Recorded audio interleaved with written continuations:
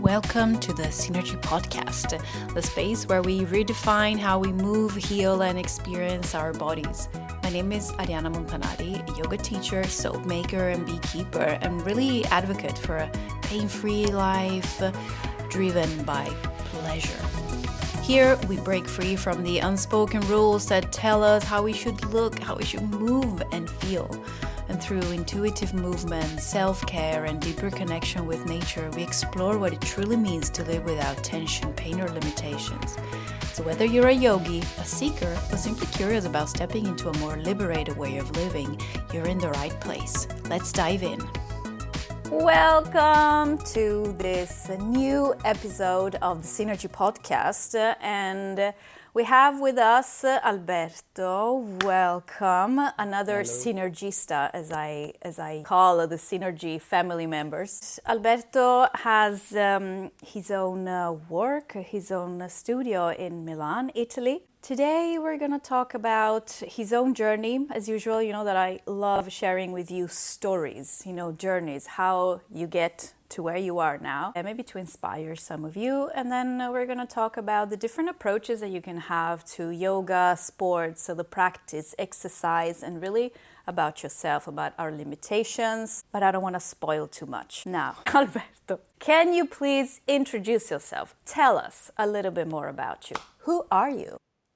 Ciao Arianna, thank you for having me. So, an Italian guy who started his yoga journey like almost 10 years ago now. I used to have a completely different lifestyle. I used to work in Singapore selling clothes. I was in the fashion industry. At some point I realized that I was not really satisfied about that job, about being so much part of this system of buying and selling stuff. So I took a break from that life and I started to travel in South America, where I first practiced yoga. And as soon as I spent like few days practicing yoga, I realized that's the kind of life I really would like to live. So when I came back to Italy, I started my journey in this very good and big Ashtanga yoga community, which was the closest studio to where I used to live. And I straightforward fell in love with that practice. I kept on practicing Ashtanga for like 3 or 4 years. And since that was kind of a mission of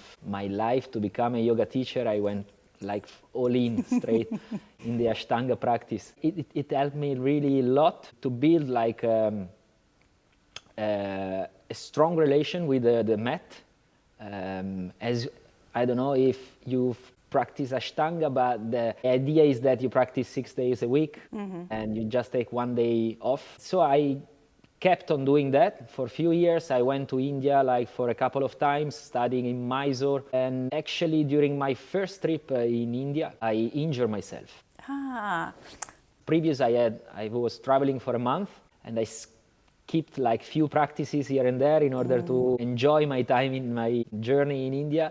And then when I reached Mysore, like the day before starting the 2 months in the yoga studio, I was doing like a yoga posture which is not really crazy. I mean, if I look with my new idea of yoga, that's actually a crazy posture. But But back then it was just a piece of cake. Back then it was one of the first that they teach you, So I was like, okay, I did it so many times, but at some point my knee decided that it was too much. So it was a yoga-related injury. Yes, it's crazy. Like I actually broke my knee with my own hands. Like it was that kind of posture where you have to grab your foot and place it in a certain place. Yeah. And then bending forward. Yeah. I didn't know much about anatomy at the time. I just knew that I have to breathe into the posture. Most of the time when I was feeling pain or when I was where my body was not really ready to welcome and to practice that posture, what I used to be said, it's like just breathe in the posture. Like breathe is gonna help you to do whatever you need. Your body knows how to do, just stay calm and breathe 5 breaths and then it's gonna come. Which, I mean, yes, right? It makes sense. I mean, it is true, but, or end. Yeah, it is true. I mean, I'm not blaming anyone. I injured myself. I feel you. Yeah, but it was a 2 months where my relation with practice changed a lot since my meniscus was gone, and since I was in India, I've spent 2 months practicing with with only one knee, basically. And Wow. Very when I humbling, right? It is, yeah. Actually, it was like a huge process in the yoga journey. Especially when you have this excitement of being in like your dream place, in the motherland of yoga, and doing the traditional practice, and you were really looking forward to. But at some point, I mean, you have to surrender to the reality and just take tiny steps in order to recover. And that's what actually I did. So I was adapting every posture on my right. It was my right knee, and it was, as you said, a really humbling process. Like especially with that kind of practice that, in my personal experience, was trying. I mean, I was pushing a lot. Yeah. I wanted to reach the next posture. I Yep. wanted to finish the first sequence and then finish the second one. So it was really a goal-oriented practice. Yeah. That was my journey, and luckily. I injured my knee at the time. So when I came back to Italy, there was also something a bit crazy.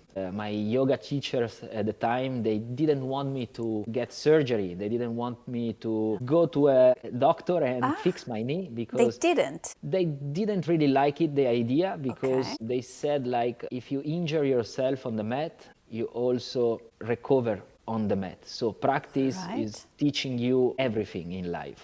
Like you injure yourself, but you go back to practice, and the practice is gonna make everything okay.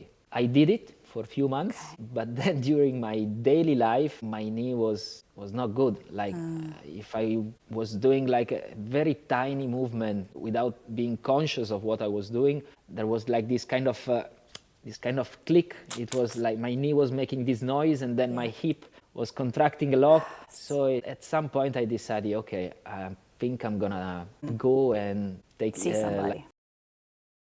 get back like to a normal life. And since then I've started to think with my own brain and not like following what the tradition and the teacher was telling me. And if I was started to see and to feel actually the way I was living my daily life out of the mat, because during practice it was feeling amazing, this flow of breath and posture and the crazy stuff, handstands, like leg behind the head, It's very whatever exciting. It's such an is. exciting practice. It actually is really driving. First thing in the morning was like, okay, I want to practice. But then I start to realize that the rest of the day I was not really relaxed. I was sometimes very nervous. I didn't have enough energy to survive until the rest of the day. Yeah. And I was always really hungry after practice, sweating a lot, drinking a lot, eating a lot. So everything was really consuming at some point. And luckily, I started to follow Simon on Instagram. And at first time, the first time I was looking at his video and trying to follow what he was saying, I was like, but this guy, it has so much interesting thing to say, but I don't know if I want to trust him. I know exactly the feeling. It's like you get like, here there's something, but who is this guy really? Exactly. It makes a lot of sense, but who are you, Simon Borg-Olivier? So why should I follow you and what you're Exactly. saying? And then at that time, there was like COVID. So I was not able to go to the studio where I was practicing, and I think all of us had much more free time to explore whatever we liked. So I decided to sign for the membership in the Yoga Synergy website, where they were offering like videos and different practices with Bianca and Simon. So like after my Ashtanga practice in the afternoon, when I was having some free time, I was starting to explore this new way of moving, this synergy style that to me looked like, okay, this is not traditional. What should I do with this? This guy also makes these clicks and music. So I don't know weird. if I want to do that. But like I fell in love with the synergy when we did the first time this. At the end of the practice, it Yes. was like, what do you feel between your palms? Is there anything? I don't need you to give a name of what you're feeling, but are you experiencing something? How do you feel? Do you feel warm? Do you feel relaxed? Do you feel energized? And I was like, yes, Yeah. I feel all of this. Yeah. And then I decided to slowly follow more of his classes. Yeah. And like the next day in 2021, I sign up for the online teacher training. Let me just pause you a little bit, Yeah. because here you showed with your hands, but let's also describe. So after you do the whole synergy practice, so all these very flowy movements, working really with the whole body, all the joints, when you sit down and start connecting and find stillness, you kind of place your palms close to each other, but without touching. And you usually ask, do you feel anything in between the palms of your hands? And during the trainings, Simon actually does this experiment. So do like 10 push-ups and then put your palms close to each other. You feel nothing. There's like nothing there. But then you do some more of the synergy movement, find emotional flow movements, and then you place the palms together and you're like, oh. And then you feel that warmth, that magnetic pull between your hands. And that's amazing, because as soon as you have them like a little bit apart and then coming close again, and then you feel it again. And that's, like you say, you don't necessarily have to put a name on it, but is it energy? Is it your warmth, your magnetic field? But you feel something. Yeah. And that's also like the more you practice and the more you start to feel also during the practice. And you have this idea of these hatha, sun and moon energies that it's crazy. Like when you explore like same movement, but guiding from the palms is totally different than guiding from the back. And you really connect with what's inside of you, like what's your potential, what you can achieve with the practice. And as you said, like the more linear, the more intense, the less energy, the less you feel this kind of really warmth and energized body. So that's something that really convinced me and like say, okay, I want to learn more about this. And at the beginning was a very mental mind, like mental practice. There was that's a so lot. many Yes. information, I remember. Yeah. And when I did the online teacher training, there was this opportunity to try like a trial class for the other trainees so that you can get feedback from them before you start to teach in real life. And I remember this new trainee that was taking part of the teacher training. After I did my trial live on Zoom with Bianca, she was like, first of all, she said my Italian accent was not really easy to follow, and I totally accept that. And then she said, he speaks a lot. I mean, he gives so much information, so I can't really follow this. And at first I felt like kind of, okay, maybe it was too much. But then luckily Bianca said, but this is how yoga synergy is. Like, and when I also now teach to people, I say, look, if you want to learn this, there's a kind of steep high, but then it's gonna be very flat and maybe downhill a little bit. It's like these big steps you have to overcome in order to enjoy this practice. At the beginning, it's a lot of like front foot pushing forward, back foot pushing backward, right hip turning outside, left hip turning inside, navel twisting up, shoulders apart, relax the jaw, relax the face, relax the abdomen. There's a lot.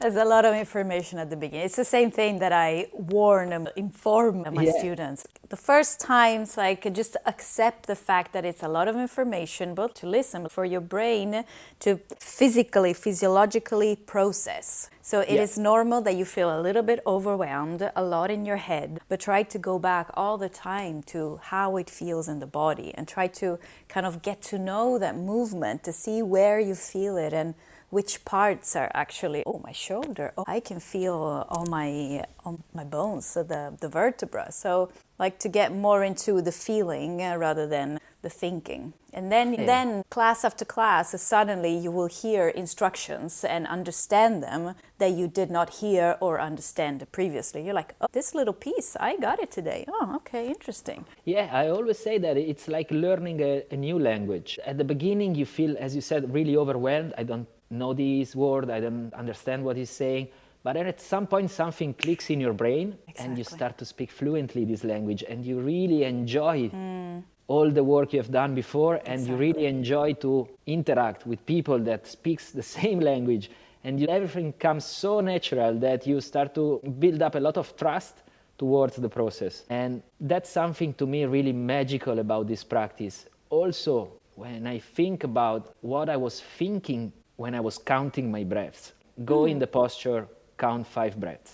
You do it one time, it's okay, it's easy, I can count my breath. When it becomes a routine, that you know the spot, that you know the postures, you're breathing because it comes natural to do 5 breaths, but then while I was breathing, I was like, okay, what I'm gonna have for breakfast, what I have to do today. So there was still a lot of thinking in my brain, but it was not related to what I was doing, because I was feeling, okay, I know how to do this posture, so my mind was drifting off the practice. While if I think about joints, if I think about 12 bridges, I can stay much easily present in the practice now than before.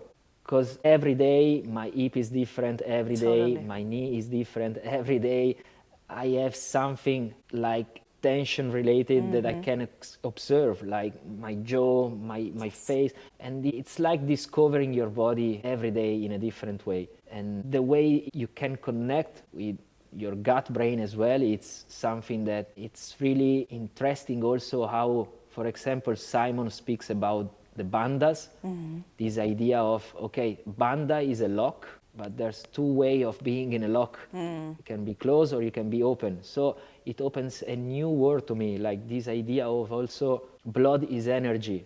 So how can I interact with my blood? And if I think about the potential of being connect with your blood circulation, it's something really crazy. Like it's something that if you stop and think about, like you can really do this thing, it's amazing to me. It's very powerful. And thinking that all the circular movements, like repetitive soft movements that we do, it is to create, to trigger that hatha principle, that I'm inviting all the blood towards the fingers, the shoulders, and then I go back and I relax. I use one leg and I relax the other. So it's this continuous expansion, relaxation. I expand and I relax. And that I think it makes the practice feeling very different, like you say.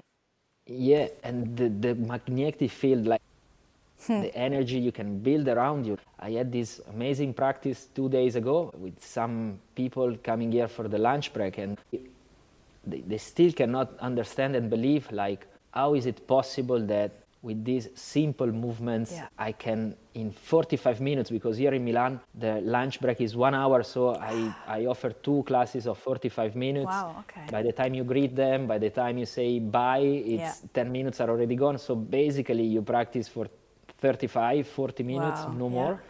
Every time these people, they go back to the office, and the next time they come back, like especially the first times, my colleagues were looking at me and say, where have you been? You look different. Like, that's amazing. And it's crazy, like in 40 minutes, but even in 10 minutes, what you can achieve with these movements. To me, it's like a winning practice. You don't need a mat. You don't need a flat surface. You don't need even comfortable clothes, because you can do it even with probably with a suit and the tie on. There's nothing that you don't need anything. You just need your body and yourself. Relax and feeling calm and boost your energy.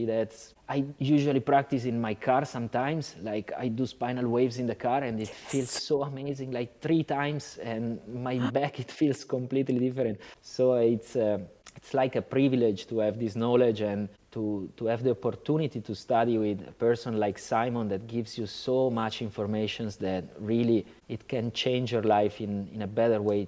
I mean, to me it was like this. There's never been like a time when I finish my practice and I feel hungry or I feel tired. Exactly. Every time I finish my practice, I feel energized. I don't need a lot of food, can go all day long. I mean, now I'm drinking a lot of tea. There's also something really interesting. I don't know if you have time to explore this in these episodes of your post. I found this perfect match with tea also. Like, interesting. Yeah, like when you drink certain types of teas, the warmth start to travel in specific area of your bodies. There are teas that you can definitely feel in the back of your shoulders and along the spine. There's some teas that are going to lift up your chest. There's some teas that you feel in your feet, like a very rooting sensation. How interesting. There's teas that brings you up. It's crazy. Like even, I don't know if I become really receptive of these sensations through the practice, because that's what we do. Like feeling your body, feeling your blood moving in your body, it turns you like really sensitive through you sensations. get a very deep perception of your body. Yeah, I remember also now it comes back to my mind when I did my first Vipassana, which was all about sensation. I don't know if you have tried this practice. No. I did like the 10 days silent retreat where they teach you like this technique. And the first 3 days, it's all about starting to know what a sensation is. So you spend 3 days observing your breath and try to see where the hair touches your nose before go into your body. And that sensation, then you place it on top. So once you realize what a sensation is, you try to feel it in the top of your head. And then it's like a body scan. So you start from here and you don't want to miss any millimeter of your skin. So in silent, being still, you start to feel these sensations moving through your bodies. That's so powerful. And I remember, like, with all the informations they gave us during the courses, like that the shoulder, we call it shoulders, but it's actually made of 4 joints. So you have the front, the back, the humerus, and whatever. And once you know that, you can really feel how you're made, basically, through sensations. So that's also a big gift and something really surprising that Yoga Synergy gave to me, this ability of really feeling each part of my body. And also this very simple movement, like opening and closing the hands from the thumb. I find something really amazing even in these very simple movements. Like, you can learn so much of yourself by doing simple stuff that you don't really want to do this leg behind the head pose, and you feel really happy. Like Content, what Simon used to right? say, always says, like, happiness is a choice. And you can choose to be happy with less, or you can choose to be happy with achieving something, like always running after something, like I did this and now I want to do that, and I do that and then I want to do the next, and it's always like a performance, like basically Chasing the next chasing thing. always the next postures, the next way of feeling. Absolutely. These kind of articulate and really complex poses that you really never use in your life, but you bend forward a lot, you twist a lot, you side bend a lot. And what I've realized is that advanced practitioners that comes here in the studio and they want to achieve, like, can you teach me Pincha Mayurasana? Can you teach me Bakasana? Can you teach me Kurmasana? And I was like, yes, in order to do that, you need to know how to bend your spine. Yeah. Show me how you bend your spine. And they all bend from the hips. Like, Exactly. okay, Yeah. that's the hips. I You mean, really now it want gets very technical, but I also want to say that I noticed this a lot. Not everybody, but I would say a good 80% of the people who come to class, there's very little connection with the spine, but we go always from the hips. And it's like the hips are doing all the job. And then when I go, but hold on, but what about the back, the abdomen? And then something clicks, but I see there's sometimes a lot of resistance, and especially when you want to count the back, especially I think for women, we need to look straight and arch a little bit and bum out and chest up. It's I would say there's a lot of resistance somehow, which bring us back to why, for instance, your Ashtanga practice felt so different from the Synergy practice. And just to keep it short, the Ashtanga practice often leads you to breathe more than you actually need. We say that it brings you to hyperventilation, and that creates this feeling of being hungry at the end of the practice. But it also makes you more flexible during the practice, which means that you're not necessarily that flexible, so you might go and damage your joints because it's not a real mobility and flexibility, it's more a benefit, so-called, of the hyperventilation. That also could make you a little bit more sensitive. You said that then during the day you felt a little bit out of line, less energy, and maybe a little bit upset. And that's also a part of the hyperventilation. So in the Synergy practice, we go and breathe naturally. We breathe into the abdomen, we relax the throat. And I remember when I had to reprogram to breathe naturally, it was super difficult. It was like, oh my God, because I used to, practice Ashtanga.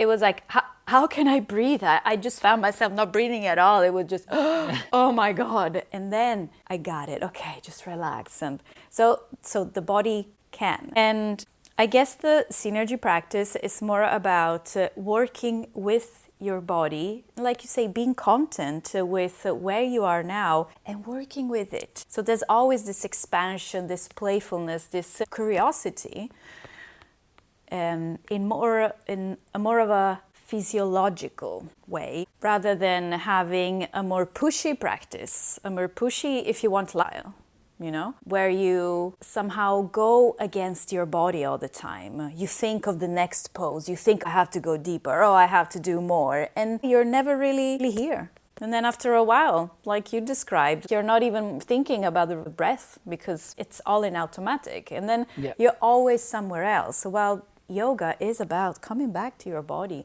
to the now, and being relaxed where you are now, happy, not always traveling with your mind. So would you like to speak into that a little bit more, like the two approaches, going with the body contra kind of the more performant type of, say, sports versus yoga? Yeah, that's exactly the kind of match.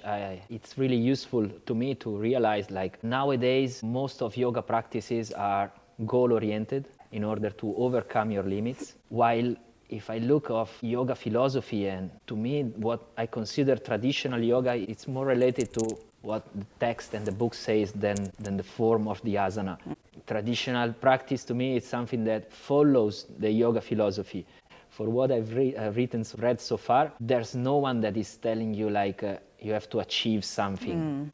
It's more about observe yourself. And also if I consider what a limit is, like a limited area, if I look at the limit, it's on the surface. So even if I overcome that limit, from within I go outside. Yeah. So I like more the idea of melting the limits.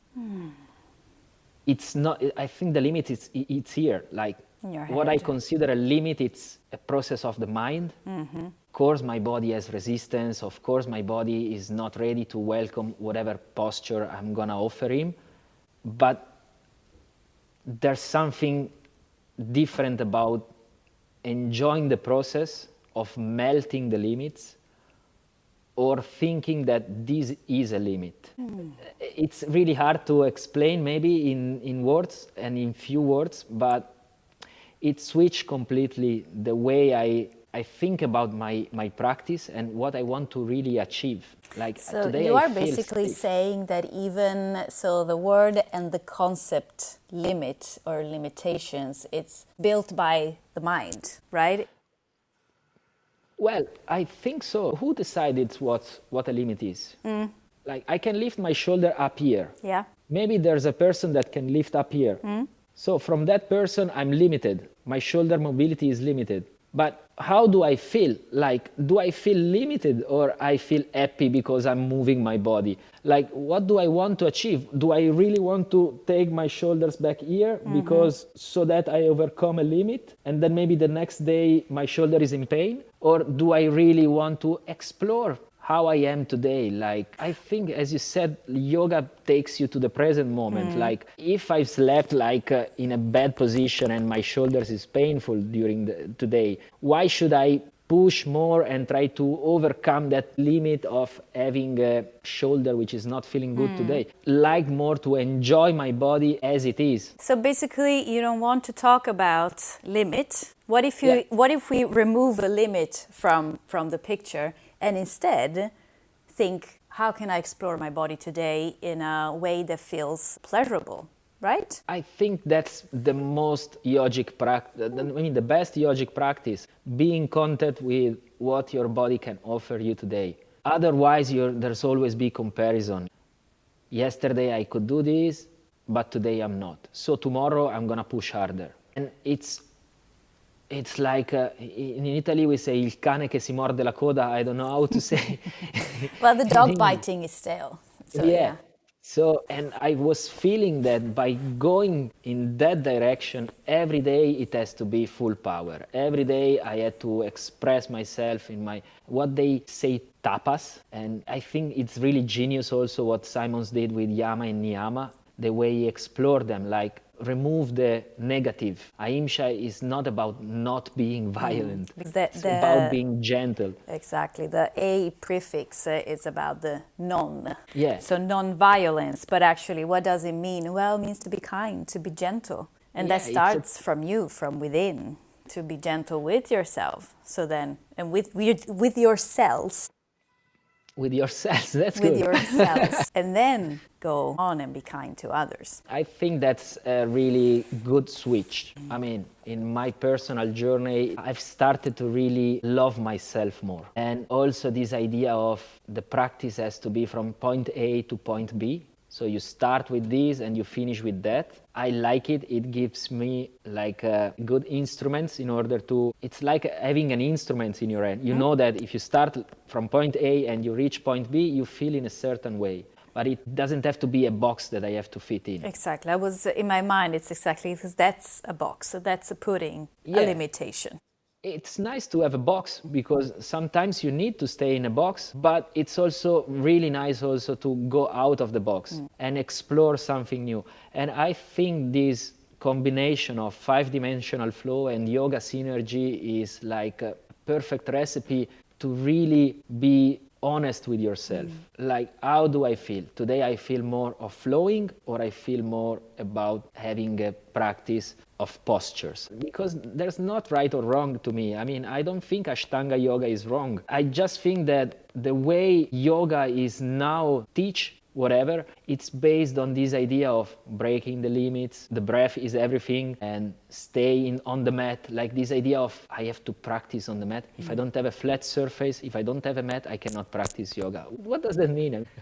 It's your body. You can do whatever you want it, and the idea of being free, of doing whatever you want to do, wherever you want to do, to me, that's the best yoga you can practice all over the world.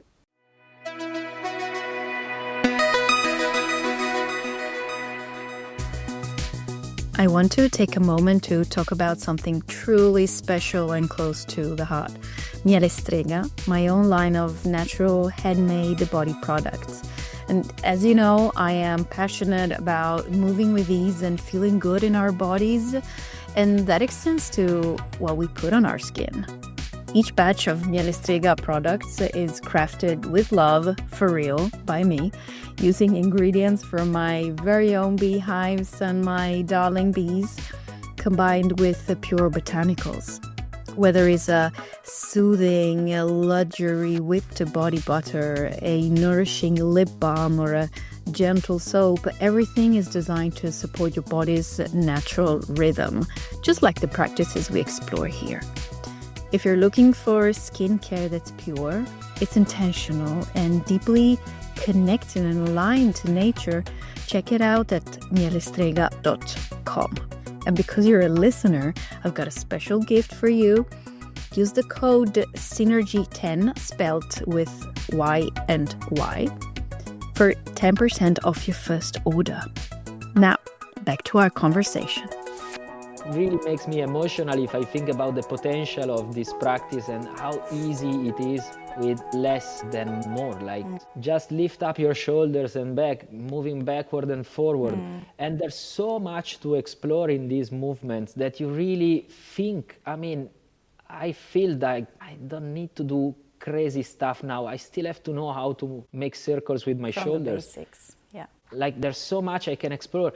And the less I move, like this idea of full range of motion, again, this idea of, okay, this is my limit today, I push more. It really decreases the sensation at the end. And I realized that it's even way more difficult if you take the tiniest circle with your joint. Absolutely. Absolutely. And that's really how you feel connections. You see, okay, now I did this, but I felt in my neck. How is that possible? So let me study about myself. How am I made? Why, if I do this with my left shoulder, is different than if I do it with my right shoulder? You start to realize like how perfect machine you are and how much there's to learn from the basic. Like really what we were saying before, opening and closing your eyes, starting from the thumbs. It looks something stupid. When I ask people to do this, they look at me like, is Yeah. not yoga. What are you asking me to do? Yeah. And then when they realize that they are not able to open and close their hands starting from one specific finger, they start to realize, oh shit, it looks so easy from the outside, but why I'm not able to do that? Yeah. I usually do that with the toes, to kind of lift up all the toes and I go down just with the big toes. That's even And more the pinky complicated. toes, and then you see that, and it's at the very beginning, right? Where I say, okay, now we're going to do very basic movements, but it's not so that they're just like, because they're basic, they're also easy to just notice. So is the brain connected to that area? And if not, start connecting it. It will happen. And then you see that it's like this super tense faces and the fingers trying to move. And then slowly, oh yeah, okay, I found my big toes. Okay, yeah, I found my pinky toes. Everything that we're talking about is, of course, applicable to the yoga practice, but these are principles that are easily transferable to our day-to-day life, right? We're always racing somewhere, rushing and thinking, I don't have time, I am not enough. And instead, be content with what you have. Like, be so grateful because you already have it all. And everything that you want, that's extra. But as long as you have food, shelter, people that you love around you, clothes. Functional body than more. A functional body, your health. When I broke my back, my back got stuck a few years ago, I realized that all the very easy, basic tasks that I was not able to perform were like, I cannot even go to the bathroom by myself. And so you get to really appreciate all this. Well, I can actually sit, I can stand up, I can go down the stairs. I'm functioning, I'm healthy. Yeah, and I mean, I think the good point is as we started to realize yoga and sports. Because now, if I think of what we said so far, it looks like we don't want to overcome our limits and it's something wrong and it's something bad to push and to achieve. But it's out of the yoga world to me. Like if I really want to do a yoga practice, I focus on being healthy, of building up energy instead of controlling energy, so that when I go climbing, when I go mountain biking, my body is even more functional. And if I want to climb a higher grade, I know how to move better thanks to a yoga practice. I think sports are so amazing in order to achieve limit, to push forward and to do whatever we want to realize in our life. But let's talk about yoga. Like, what do I really want to get from a yoga practice? Judgment or acceptance? Melting a limit, like starting to realize that there's no limit. Like yoga is union. And when there's union, there's no limit.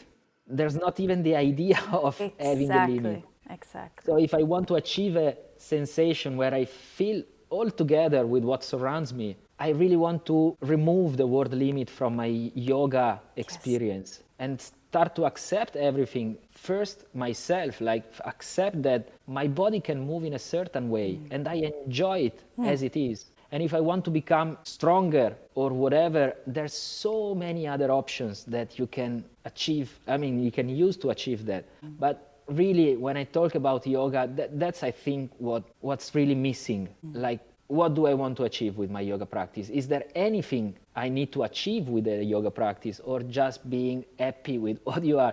And I think that's the best present we can give ourselves, like a daily reminder that society is already pushing us a lot. Yes. Like, get new clothes, buy this car, buy this apartment, pay taxes, whatever. We are always like bombed of informations that you need to, you have to. But when I want to take a break from that, I really would like my yoga practice to be like the most gentle and loving thing I'm doing to my body. Yeah. And I think that's what Simon is really teaching us. I remember after the first ecstatic dance in the Salento retreat, we had this round, like this circle of sharing thoughts and whatever. And he was always almost with the tears on his eyes. And I said, I feel freedom energy. I feel free. Like, that's my energy. I want people to feel free. And it's amazing, like what he's doing. And I feel so blessed to being here with you, to sharing with a community that really maybe wants to go deeper and deeper of this idea of feeling happy. Like, happiness is a choice. And when Simon used to say that, I was like, yeah, okay, happiness is a choice, but how is it possible? And then you start to connect with your gut. You just remove thoughts from your brain. You just move from the core and you start to feel lighter, free, and like dancing and really enjoying what you're doing without any effort. And that's, I think, what happiness feels like. Which is very much connected with freedom, because what you are describing is like, I'm actually taking ownership over my body. I'm embracing my freedom. I don't want to be bound to maybe external ideas, influence, if you like. Freedom in your thoughts often then comes with happiness, right? Sometimes we're not free because we are frustrated by something. When maybe we're living a life that is not aligned,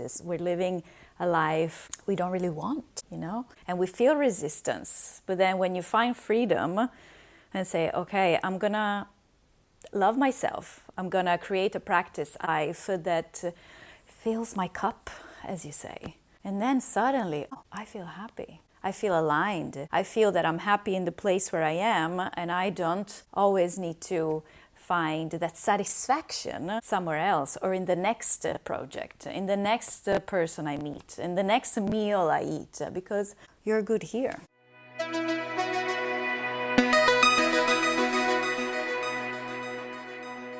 That's also, I think, the most difficult thing about having a practice that chemically doesn't produce these chemicals that takes you back. Of course, they are satisfying, but as meditation, I think, to me, having a regular practice of meditation, it's not the easiest, because there's not this hormone production of things that they really create like a deep connection, like dopamine, that you want more, you want more, you want more, you want more. I think the most difficult thing about this practice is that it doesn't give you all of that. The dopamine and adrenaline kick. Yeah.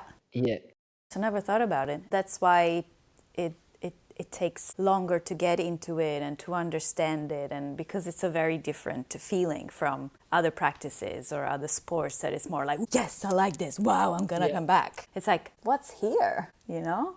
Because it's a complete change of approach of chemicals in your body, literally. It's so distant from what we are educated and from what surrounds us, like that. I was speaking with my brother like yesterday, and he was saying something like he was asking me like, how is it going with classes and whatever. I say, it's okay. Some people are coming, some others not. And it was like, yeah, but what do you offer? And I say, I try to offer the most gentle practice that doesn't have to achieve anything. And he say, yeah, during this time and in Milano, people cannot allow themselves to take some time without achieving something. And I say, they don't want, or they cannot. It's different. You can do whatever you want in life, there's a lot of shame. What do you really want? It's like people want to get rewards. Absolutely. We want to get rewards, like, oh, okay, now, good job, Alberto. You did good. Do it another time so you can get another pat reward. On the shoulder. Yeah, it's really deep, whatever we can explore from these simple movements. To me, it makes me more mature, like being more responsible. Yes. And really building up trust towards myself, like 100%. My real inner self. Yes. Like, do that because you feel good. You don't need this. There's no need. Like, just be happy. Exactly, because you do it for yourself and not for the reward. Yeah. Wow. I mean, we could go on talking for hours. This is such a beautiful conversation. It could lead also, why do you make your choices? Do you make choices out of fear, or do you make choices out of pleasure, of desire? Why do you do this? Because I'm gonna go train because I ate a cake yesterday, I'm afraid I'm gonna gain weight, or are you going to train because that actually makes you feel good and makes you feel more connected with your body, right? Yeah, it is. Alberto, thank you so much for sharing your wisdom with us. Is there anything else you would like to share with us? How can we find you? Well, thank you, Arianna, for inviting me. It was such a pleasure. How can you find me? On Instagram? Yes. The yoga studio you see on my back, I'm gonna switch to another location, which is more in the countryside. I think Milano, it has a lot of opportunities, but I prefer to stay surrounded by trees than concrete. Then robots and concrete. Moving away, and there's gonna be a lot of things, a lot of new things happening. Of course, Instagram is the social media I'm using the most. Alberto Yoga is the name you can find me, and I don't know, like, just write me if you want to say hi, and I'm gonna be more than happy to meet everyone who's interested in this. You also work a lot with music, right? And tea and yoga. So it's gonna be very exciting to see what you're gonna create in the future. It's really interesting. Like, I'm really excited about this combo of tea and five-dimensional flow. I spoke a lot also with my tea teacher, which is Chinese. She lives in Yunnan province. She has her own tea industry. And the shop is in Milano, so sometimes she comes back. We had a very good discussion, I mean, a good exchange about this, because she said, like, there's this idea of energy, what we were saying before, this heating and magnetic feeling and in sensation. between your hands. We call it prana, of course, in yoga, but there's many traditional practice, like in China, they call it qi. And what they say in China is that tea has its own energy, which is called cha qi. So cha means tea, qi is energy. And that's what I was explaining before, like the qi, the cha qi, you can feel it in your body. And what really pushes you, like, to express more this sensation of heat, of warmth, of energized body, is if you mix it with movement. Oh my. So I'm now studying many teas. I have a lot, like 50 types of tea on my back at the moment. I still haven't tried them all. That's amazing. I'm really taking notes of where do I feel it. And what I really would like to achieve is like these sequences, or let's say movement, that matches with that energy. So that in order of how you feel, you can drink that type of tea and then move in a certain way. So that this energy can be spread around your body even more easily. And like a spoiler, which there's also incense, like incense burning, it's something completely crazy. With incense? Yes, like they do this natural incense. Yeah. This tea teacher I'm following, she knows this guy who's the 23rd generation of incense makers. There are recipes like 1,000-year-old, and it's all made with natural stuff. Like, of course. The glue is made of the orchid sticks or whatever. I don't know the specific name, but there's nothing chemical in there. And then it's herbs, and then it's like smudging. So yeah, of course. It's herbs, it's woods, and what she says is that like tea moves in vertical, and incense move in horizontal. So you have these two lines, and movement is what is closing the circle. That's so beautiful! Oh my God! So it's crazy. Like, we had this session at the shop. She was taking, like, drink this tea, try this incense, like, smell it, and then drink it. And I was like, okay, I really had goosebumps all over my body. I said, this thing is so powerful. Wow. You can really, yeah. But as we said, I think the first step is to become aware of this sensation. Yes. And yoga synergy, five-dimensional flow, to me, it was the best instrument to really become aware of not only of how my body moves, how my energy moves, how my blood moves, what I do, like this, as we said, this compression and expansive bandha, like how can I take blood on my wrists, how can I reduce blood on my wrists. And when you really start to realize that, you have so much potential to explore your body, and you really don't need anything else to me to achieve a yoga practice, to have a yoga practice. Wow, thank you. Definitely something worth exploring. Definitely, yeah. As soon as the place is ready in the woods, in the countryside. So everybody sign go and follow Alberto on Instagram or for a newsletter if you have, so then you can let us know when this Chachi workshop retreat is going to happen. Of course, yeah. Thank you so much, Alberto, for today. It was so interesting and inspiring to hear what you had to share with us. That's a wrap for today's episode of the Synergy Podcast. I hope this conversation sparked something within you, a new way of thinking, feeling, or moving. If you love this episode, let me know. Share it, leave a review, or connect with me on Instagram at Mielestrega. And if you're ready to go deeper, check out my yoga offerings, come to a yoga class at the studio, and check out my handmade natural body products at mielestrega.com. Remember, your body is yours, your pleasure is yours, and living pain-free is possible. Until next time, move with ease and live with joy.